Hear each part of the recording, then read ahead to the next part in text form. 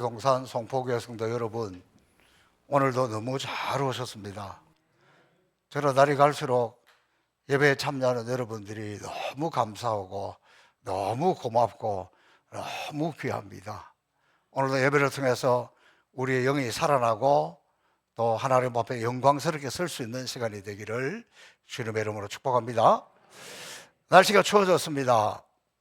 겨울이 다가오니까 지난주에 말씀드린 대로 우리 김효진 집사님이 보일러 시스템을 다 새롭게 정비를 해주시고 또 12월 둘째 주일 날 임직식을 하려고 하니까 우리 손인덕 장로님 또 이재철 집사님 이분들이 페인트칠도 새롭게 다 하고 오늘 좀 늦게 섰습니까?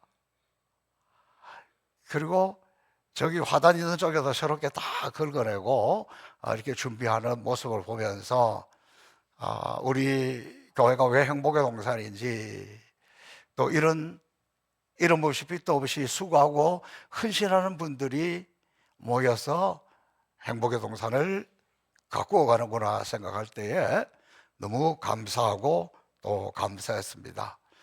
다음 주일 추수감사절을 기다리면서 우리는 어떻게 준비하며 나아갈까 생각하다가 그럼 우리 주님은 어떻게 했을까? 라고 살펴본 것이 오늘의 말씀입니다. 여러분 탈무드에 보면 이 세상에서 가장 지혜로운 사람은 배우는 사람입니다. 그리고 이 세상에서 가장 행복한 사람은 감사하는 사람이다. 여러분 감사하는 사람은 감사하지 못한 사람보다 우선 육체적으로 너무 건강하고 행복하게 살아갈 수 있다는 거예요. 감사하지 못하고 늘 불평하면 마음만 불편하고 병드는 것이 아니라 우리의 육체도 신체도 병들기 쉽고 불행하기 쉽다고 의사들은 이야기합니다. 실제로 우리 신체, 우리 몸이라는 것은 우리 생활 속에서 어떤 느끼는 감정에 따라서 많이 반응을 합니다. 그래서 때로는 막 체해서 소화가 안 되기도 하고 그런 걸 우리가 경험할 수 있잖아요. 그래서 감사하면 몇 박이 고르다.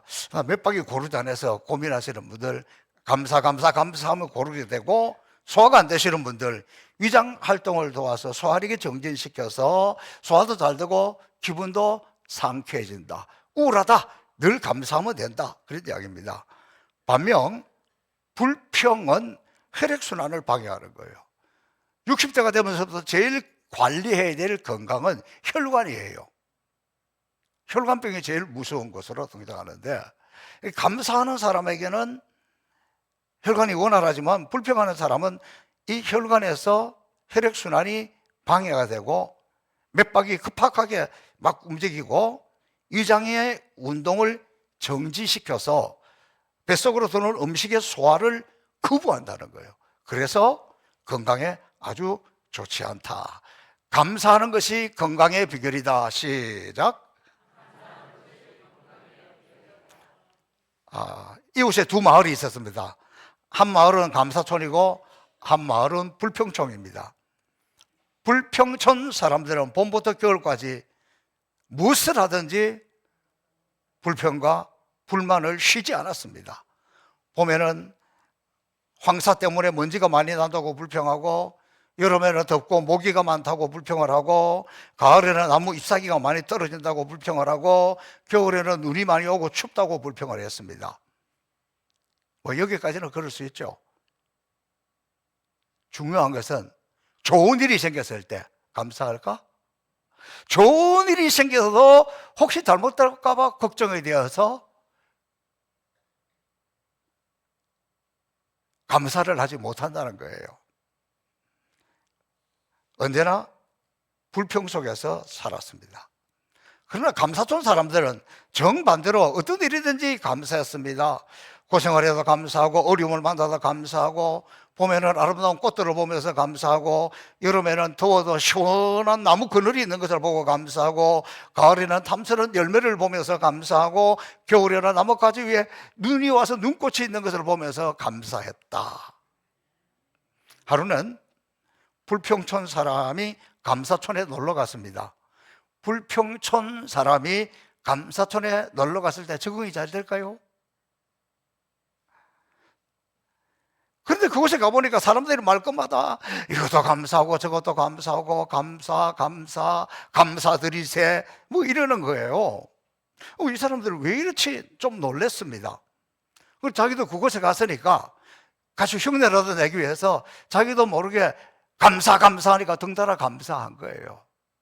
그래서 이게 자기도 뭐 어쩔 수 없이 감사 몇 번 이렇게 따라하다가 집으로 돌아왔습니다. 집에 돌아와가지고 이렇게 이야기하는 거예요.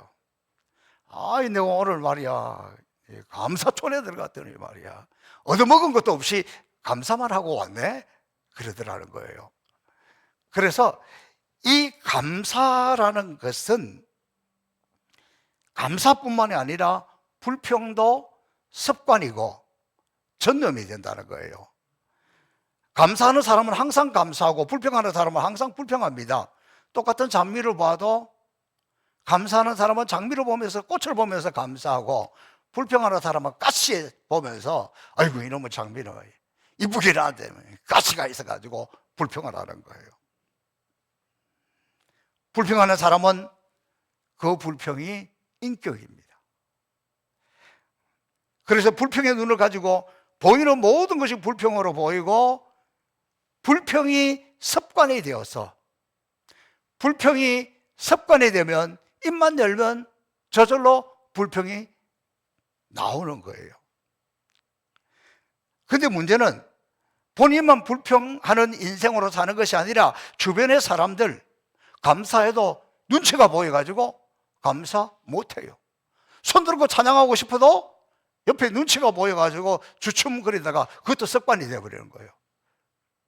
불평하는 사람은 그 집에 감사할 일이 있어서 다른 식구들이 감사하려고 해도 눈치가 보이고 전념이 돼가지고 다 그렇게 가버립니다. 그래서 불행한 인생이 된다는 거죠. 반대로 감사를 습관화하게 되면 감사가 인격이 되는 거예요. 감사가 인격이다. 시작. 그게 인격이 되는 겁니다. 그래서 보는 것마다 감사의 조건이 되고 입만 열면 감사 그렇게 하는 거예요. 그래서 우리가 한평생 살다가 보면 어떤 상황 속에서도 감사하는 사람은 늘 감사하고 그래서 감사가 행복해지는 것의 연습이라면 불평은 불행의 연습이 되는 거예요.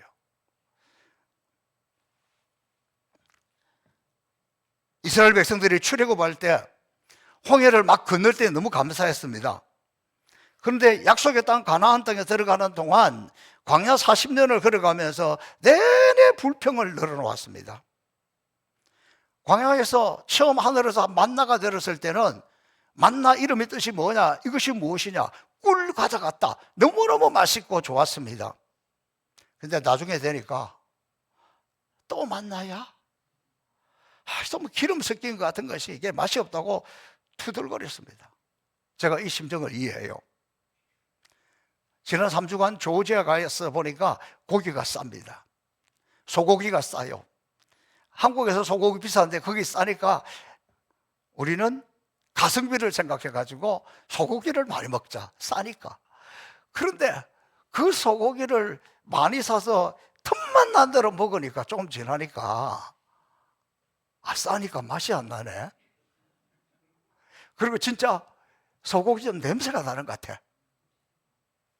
그래서 제가 이스라엘 백성들이 광야에서 하나님이 만나 미출하게 쏟아줄 때 원망하고 불평했던 것이 좀 심정적으로 이해는 됩니다. 그들은 그 광야에서는 노예로 살면서 애굽에 살 때 노예로 살면서 무슨 고기를 먹었겠어요? 뭐 부추, 뭐 파, 뭐 양념 이런 걸 중심으로 먹었습니다. 그러니까 나중에 하나님이 매일 은혜를 주시고 매일 만나를 주시니까 아이고 그때는 부추도 먹고 좋았는데 그 시대를 그리워하고 불평했다는 것입니다. 중요한 것은 그 광야 생활 중에 원망하고 불평하다가 꿈에 그리던 약속의 땅 가나안에 들어갈 때가 되었습니다. 그런데 그 광야에서 불평했던 세대, 애굽에서 나왔던 그 세대들 모세까지도 그곳에 들어가지 못했습니다. 새로운 세대들만 들어가겠습니다. 왜? 어느 땅이냐, 어느 나라냐, 어떤 환경이 중요한 것이 아니라 불평이 몸에 배인 사람들은 그곳에 들어가면 또 불평할 수밖에 없기 때문에 하나님은 아예 새로운 세대들만 들어가게 했습니다. 혹 내가 거기 있었다면 나는 어떻게 되었을까 생각하면서 다시 한번 우리 자신을 돌아보면 좋겠습니다.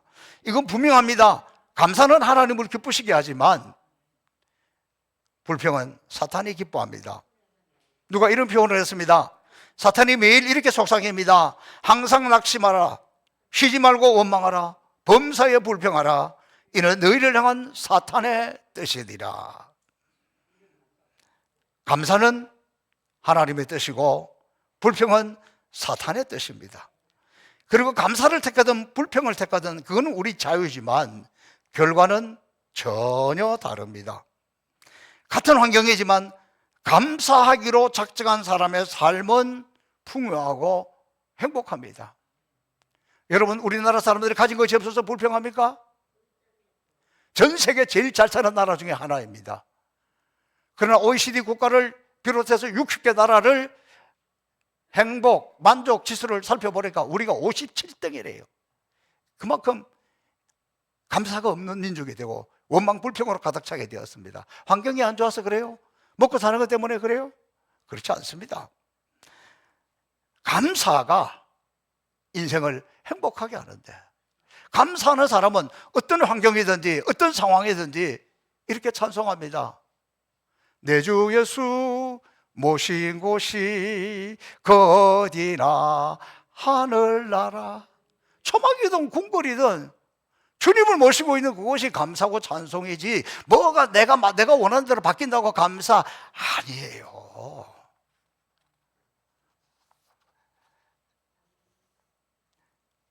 불평하기로 작정한 사람은 늘 피곤하고 불만이고 불행합니다. 그런데 이상하게도 작정을 하고 감사해야지 감사를 찾는 사람은 드물어요. 이상하게도 작정하고 불평하는 사람은 많습니다. 아예 내가 작정하고 나는 부정이고 뭐고 불평만 해야 그렇게 작정한 사람은 많아요. 이런 사람은 혼자 고생 많이 해요. 다른 사람들은 아무렇지도 않아요. 아무도 불평하지 않아요. 다 괜찮아요. 그래도 혼자 막 찾아내가지고 불평해요. 그리고 인생이 불행해지는 거죠. 여러분은 내가 감사하고 살아야지 작정해 보셨습니까? 추수감사절을 기다리는 지금 우리가 내 인생을 감사해야지, 감사를 찾아야지 작정하는 주관이라니까. 자, 예수님은 감사가 무엇인지 우리에게 친히 보여주었습니다. 웬일인지 모르겠습니다.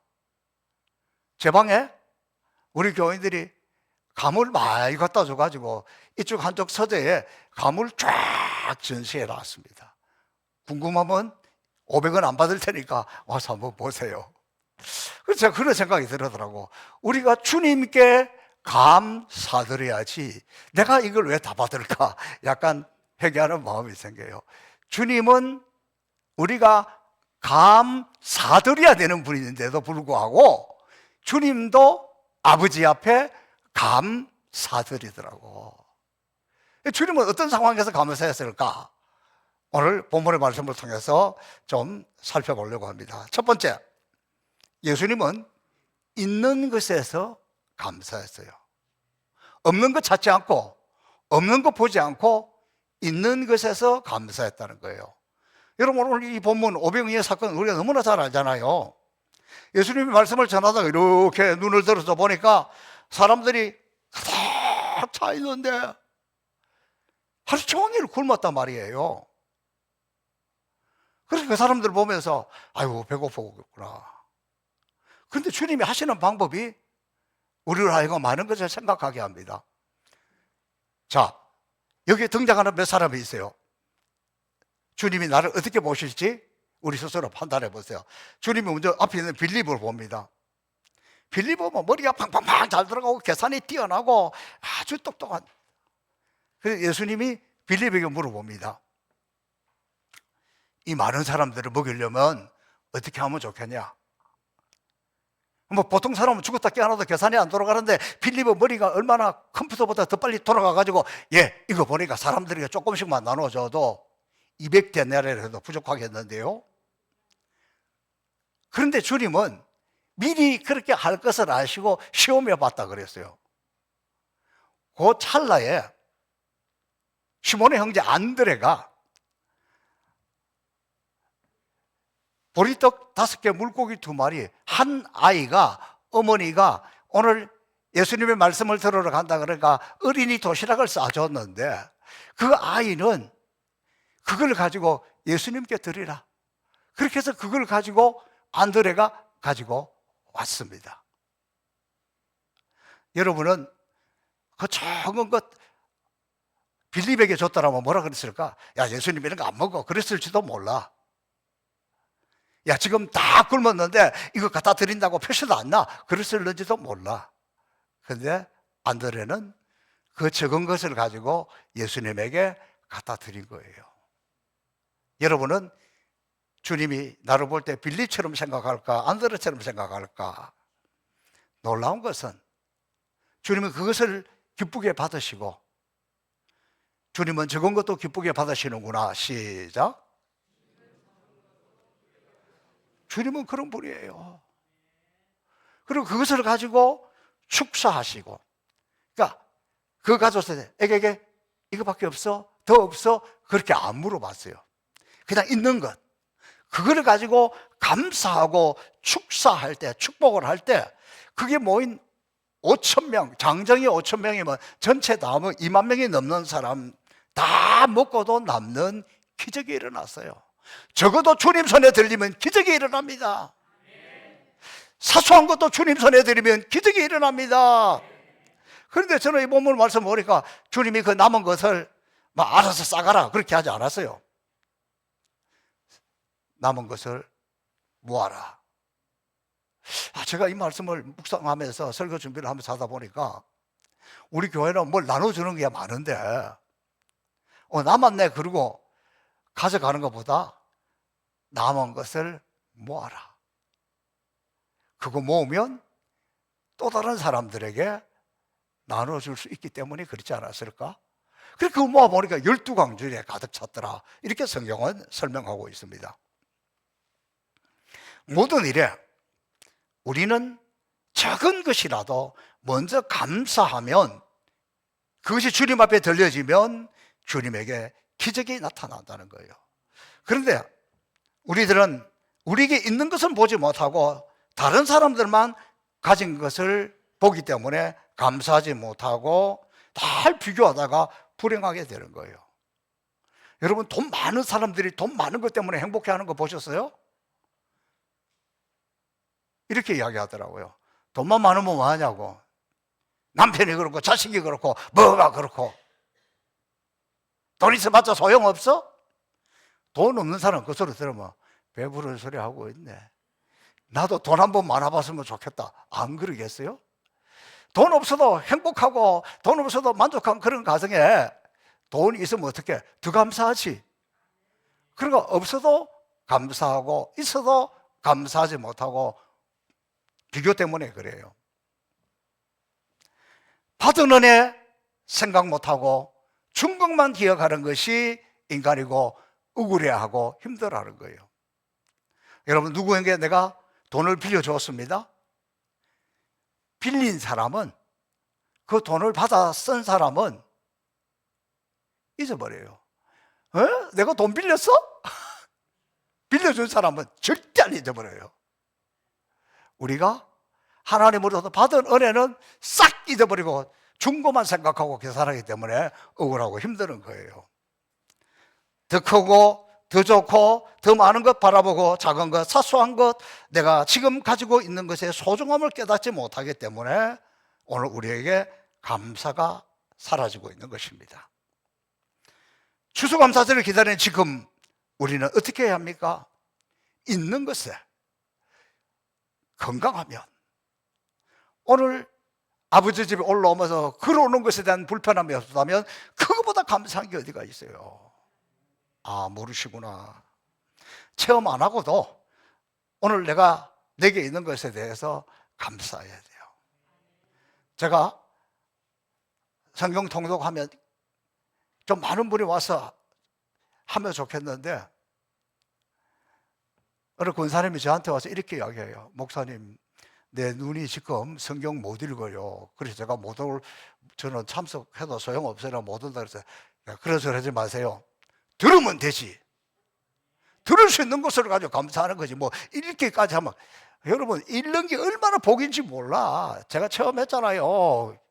그냥 우리 임직자들하고 원래는 좀 책 좀 읽자 마음 먹고 한 주에 책 3권씩 있다가 그냥 목이 팍, 그래가지고 이제 책 가까이 가기도 무서워요. 들을 수 있을 때 듣고, 읽을 수 있을 때 읽고, 있는 것에 대해서 감사하고, 할 수 있는 것 하는 것, 그게 지금 우리가 해야 되는 거예요. 그러니까 적은 것, 아이고 뭐 하나님은 이런 것까지 아니에요. 주님은 그거 기뻐하십니다. 내가 가지고 있는 적은 것 드릴 때 하나님은 크게 복을 주시는 하나님, 우리 주님 있는 그것을 들었다는 것 기억하시기를 바랍니다. 두 번째, 예수님은 실패 속에서도 감사했습니다. 예수님이 실패할 일이 뭐가 있겠어요? 근데 예수님이 실패했다니까? 그 중에 대표적으로 하나 이야기하는 것이 뭐냐 그러면, 예수님처럼 말씀을 잘 전하는데도 그 사람들이 받아들이지 못하고 배척하고 오히려 행패를 부렸습니다. 그게 어디 사람들이냐면 고라신 베세다 사람이에요. 고라신 베세다에 가서 정성스럽게 주님이 말씀을 전했는데도 안 받아들여요. 튕겨나와요. 저는 이 말씀에 위로를 드렸어요. 뭐 예수님 말씀도 안 받아들이고 배척하고 핍박을 하는데, 그게 예수님 화가 났습니다. 예수님이 막 저주를 했어요.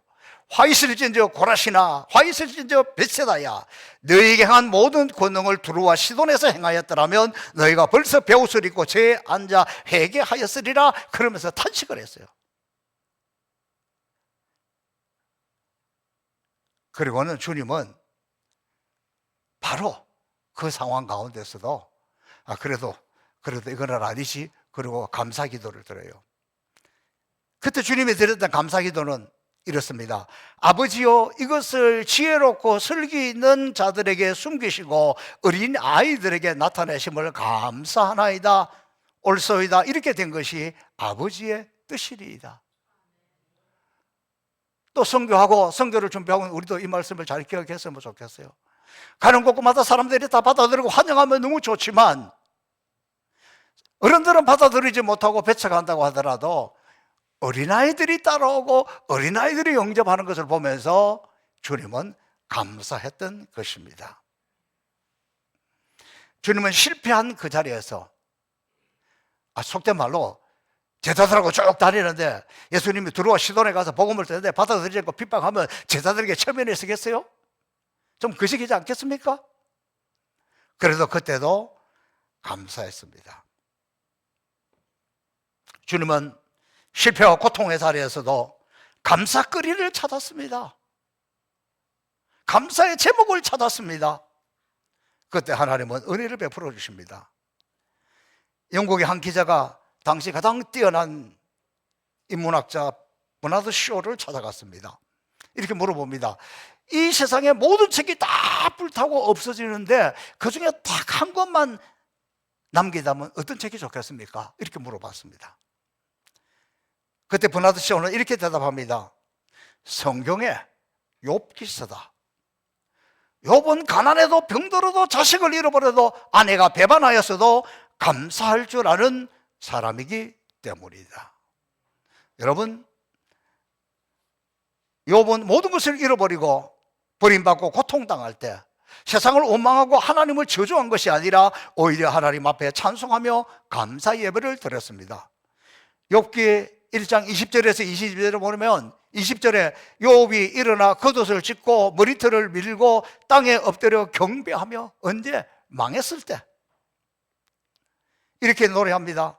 내가 모태에서 알몸으로 나왔은즉 또한 알몸이 그리로 돌아가올지라 주시니도 여호와시요 그두고 가시니도 여호와시니 여호와의 이름이 찬송받으실지어다. 이 모든 일에 욥이 범죄하지 아니하고 하나님을 향하여 원망하지 아니하니라. 욥은 모든 것을 잃어버려도 하나님을 향한 사랑, 믿음은 변하지 않았다는 거예요. 재물을 잃어버렸을 때에도, 자녀를 잃어버렸을 때에도, 건강을 잃어버렸을 때에도, 친구를 잃어버렸을 때, 친구가 배신 때릴 때, 아내가 배신 때리고 떠날 때에도 그의 하나님을 향하는 순전한 믿음, 감사의 신앙은 흔들리지 않았다는 거예요. 너무너무 귀하죠. 주신 이도 여호와시요 거두신 이도 여호와시니 여호와의 이름이 찬송받으실지어다. 이게 욥은 가능한데 현실에서 우리의 삶은 그게 쉽지 않아요. 제가 가자마을이 처음 들어왔을 때, 제가 서울에 있을 때 신방을 왔습니다. 그때 보니까 아이고 막 길을 몰라가지고 막 논길로 와가 겨우 3단지 처음 있을 때 갔습니다. 그 처음 입주할 때 이 아파트 가격이 33평 그 아파트 가격이 뭐 한 8천만 원대였습니다. 그러다가 이것이 뭐 한때 팍 올랐을 때 얼마까지 갔느냐? 5억까지 갔습니다. 그러다가 또 지금 떨어져서 아마 한 4억쯤 하지 않을까 제 생각에 그래요. 그러면 사람들이 야 내가 말이야 8천만 원에 들어와가지고 20년을 넘게 살고 4억에 대해서 너무 감사하다 감사하다. 여러분처럼 가지고 있는 분들이 반응이 그래요. 어떻게 생각하는지 아세요? 5억짜리가 4억으로 떨어졌다는 거예요. 이게 정치를 잘못해서 그렇고 뭘 잘못해서 그렇고 주식하는 사람들도 그렇고 대부분 사람들이 본질을 보고 감사를 잃어버리니까 최고에 올랐을 때 그때가 제 가격이고 지금 떨어져서 억울하다는 거예요. 8천만 원 주고 들어와가지고 20년 넘게 살고 4억 됐으면 감사가 넘칠 것 같은데 여러분의 반응을 봐도 무슨 말인지 저도 잘 모르겠습니다. 그러면 욥은 이렇게 다 잃어버렸을 때에 어떻게 감사했다고 생각합니까? 그 이유가 뭐라고 생각합니까? 이 본문의 말씀을 살펴보면 욥의 인생은 어려울 때가 되면 다 잃어버렸을 때는 내 인생은 제로 인생이다. 원래 나 빈손이었고 또 지금도 빈손이지만 괜찮다. 내가 여기 처음 올 때는 빈손으로 알몸으로 왔는데 그래도 지금 머리가 괜찮다. 진정한 감사는 우리 마음을 제로 상태로 낮출 때 가능해요. 원래 뭐 우리가 뭐 옷 걸치고 나왔어요? 알몸으로 나왔잖아요. 나 같은 죄인, 주님의 십자가로 나를 구원해 주셨는데 뭐 나 같은 것도 구원해 주셨는데 생각하면 누구를 볼 필요도 없잖아요. 이런 사람들은 진짜 감사를 표현할 때에 다 잃어버렸을 때에 내가 아무것도 아닌 것처럼 느껴질 때 그때도 이렇게 찬양합니다. 내 모습 이대로 빈몸이 되어서도 바닥을 쳐도 부족해도 내 모습 이대로 주 받으옵소서. 날 위해 돌아가신 주 날 받아주소서. 그게 진짜예요. 우리는 받은 것이 너무 많아가지고 자꾸 제일 좋았을 때를 생각하면서 억울해하는데 그러면 힘듭니다. 저는 목회하면서 성도들하고 한 번도 싸운 적 없어요. 장로님들하고도 한 번도 싸운 적 없어요. 왜 그럴까? 제가 타고난 인격자라서 그럴까? 절대 안 그래요. 저 어릴 때는요 종종 이야기하지만 말보다 주먹이 먼저 나갔습니다. 지금도 몸으로 싸움하는 거는 누구한테도 지지 않는 것 노회장 하면서 내가 경험도 했습니다. 야, 생각해 보니까 참 내가 이렇게 어릴 때부터 그랬고 또 청년 시절에는 얼마나 비판도 잘하고 욕도 잘하고 막 욕하다가 막 비판하다가 끌려 감옥 갈 것 같아가지고 막 군대로 도망가가지고 저 철원 땅에 가서 지나고 했는데, 그때부터 하나님은 은혜를 주셔가지고 나 같은 사람이 깡패가 되거나 요즘 말로 뭐 조폭이 되거나 그랬을 텐데 목회자가 되었으니까 내가 무슨 할 말이 있어요. 누가 뭐라 그래도 무슨 말 해도 그럴 수 있다. 왜? 내 옛날을 생각하면 그래서 그래서 다 받아주는 거예요. 그러니까 그렇게 하다가 보니까 감사하면서 살고 안 싸우고 살고 받아주면서 살다 보니까 지금은 어디 가면요, 참 목사님 얼마나 그렇게 인자하신지 여러분이 동의를 안 하시네. 아주 마음씨 좋은 동네 아저씨처럼 다녀 목사인 줄 알더라니까. 그런데 무슨 말을 해? 할 말이 없지. 내가 빈손으로 와놓은 인생인데, 내가 못된 인생인데 주님이 이렇게 해주셨으니까 감사하고 감사하지요. 여러분 그렇습니다. 힘들 때 감사, 실패할 때 감사, 바닥쳤을 때 감사. 그러면 하나님이 이렇게 세워주시는 거예요. 저는 오늘 추수감사절을 기다리는 이 설교를 준비하면서 제 마음에 얼마나 벅찬 감동이 있었는지 모릅니다. 제가 지난 목요일 오후에 한 4시쯤 되었을 때 우리 최정용 집사님, 윤성혜 집사님 이분이 회사 사옥을 세우고 있는 그곳에 올라갔습니다. 그러니까 오다가 거기 들렀어요. 이분들도 없고 그날은 공사하고 기다리는 중인지 그 관리하는 사람하고 몇 사람이 있는데, 내가 내 집 지은 것보다 더 기쁘고 감사해서 이라 만져보고 생각보다 넓구나, 1층보다는 2층이 좀 더 넓게 생겼구나 이렇게 쭉 보니까 회사 이름은 그 간판에 보니까 밑에 주식회사 태면 대표 윤성희, 최정용인 줄 알았더니 윤성희가 대표더라고. 그리고 한 4층쯤 처럼 느껴지는데 그것부터 3층이라 해놨더라고. 그러면서 제가 아무도 없는 그곳에서 제 혼자 너무 감사하고 감격해서 간절하게 기도했습니다. 너무 감사하더라고요. 왜 그랬을까? 코로나19가 오고 회사마다 어려워질 때 우리 최정용 집사님이 회사에서 있을 수 없어서 좋게 나왔습니다만은 쫓겨난 거나 마찬가지지. 그 상황에 본인이 회사를 창업했습니다. 근데 깜짝 놀랐어요. 자본금 3천만 원. 3천만 원 가지고 회사를 세울 수 있다는 그때 알았어요. 그런데 그 3천만 원 중에서 300만 원을 선교헌금으로 드렸습니다. 2,700만 원 가지고 이제 회사를 오피스텔 한 칸 얻어가지고 시작을 했습니다. 그런데 그때부터 처음이라서 그러는지 11조를, 그전에는 안 그랬어요. 11조를 정직하게 내는 거예요. 교회 통장에다가 입금을 시키고 그 다음에 저한테도 바로 문자를 보냅니다. 목사님 오늘 11조 보냈습니다. 그게 무슨 뜻일까요? 나는 그걸 보는 순간에 내가 겁나더라고. 처음이라서 좀 이렇게 수주를 많이 했는가 보다 그럴 수도 있는데, 거기서 11조를 드리고 나한테 보냈을 때는 본인도 두렵지 않았겠어요? 걱정스러우니까 말 안 해도 목사님 기도해 주세요 그 뜻이잖아요.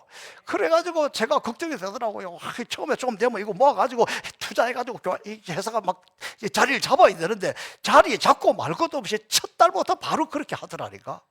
내가 겁나가지고 더 기도 많이 했어.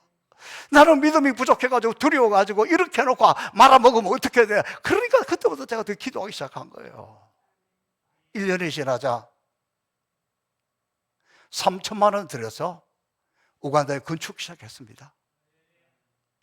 여러분 아이고 그런 이야기 또 합니까? 감동도 안 되네요. 나는 막 너무 감동스러워요. 그리고 회사, 그 조그마한 회사 해가지고 그렇게 시작한 것이 올 연말이 돼야 2년인데 벌써 땅을 사가지고 4억을 건축했다니까. 여러분 땅 사서 4억 건축한다는 것은 거기다가 한쪽에 제 사무실을 내서 선교 사무실로 주겠다 그래서 내가 필요 없고, 지금은 임대줄 수 있어서 조금이라도 보태서 그거 지으면서 돈 다 모아가지고 했겠어요? 융자도 받고 다 끌어모아서 했지. 그래서 나 지금 사무실이 중요한 게 아니고 거기 자리 잡는 게 중요하니까 내 사무실을 생각하지 마라. 그러니까 그것이 뼈대가 다 돼가지고 아마 연말쯤에는 이제 중공검사 끝나고 입주하지 않을까 생각이 드는데, 그 기둥을 붙잡았는데 얼마나 감동이 되겠어요. 그곳에 가서 그걸 보는 순간에 눈물이 나는 거예요. 세상에. 하나님, 온전히 하나님만 바라보고 이 짧은 기간에 이렇게 헌신하고 이렇게 해가지고 여기까지 왔는데, 하나님, 회사 이름이 테멜입니다. 태초에 천지를 창조하시니라 예수 그리스도의 은혜가 모든 사람에게 있을지어다. 아멘. 성경 첫자 마지막 자로 택해서 했는데, 하나님 여기 좀 쉬운 케이스로 말씀대로 살고 믿음으로 살고 하나님 앞에 온전히 하면 하나님이 축복해 주신다, 하나님이 살려주신다, 그거 좀 보여주세요. 저는 지난 목요일 날 갔다 와서 이 설교 준비를 하면서 너무너무 감동스럽습니다. 우리 교인 중에 이런 분이 있다니. 여러분 자랑스럽지 않습니까? 추수감사절 하나님 앞에 내가 있는 것에서, 내가 할 수 있는 것에서, 그리고 어려우면 어려운 대로, 실패면 실패한 대로, 바닥이면 바닥인 대로 이렇게 감사하며 나가시기를, 그리고 주의 손에 들려지면 하나님이 축복하시고 채워주신다는 것을 믿으면서 믿음으로 또 한 주간 승리하시기를 주님의 이름으로 축복합니다. 살아계신 아버지 하나님, 감사하고 감사합니다. 돌아보니 없어서도 아니고 할 것이 없어서도 아니고 진정한 감사가 사라진 것을 회개합니다. 하나님, 주님이 감사 받으셔야 될 분임에도 불구하고 감사하였다면 하물며 우리랴 내가 가진 것, 나에게 있는 것 하나하나 보면서 하나님 앞에 진정으로 감사하는 한 주간 되게 하여 주옵소서. 예수님 이름으로 축복하며 기도하옵나이다.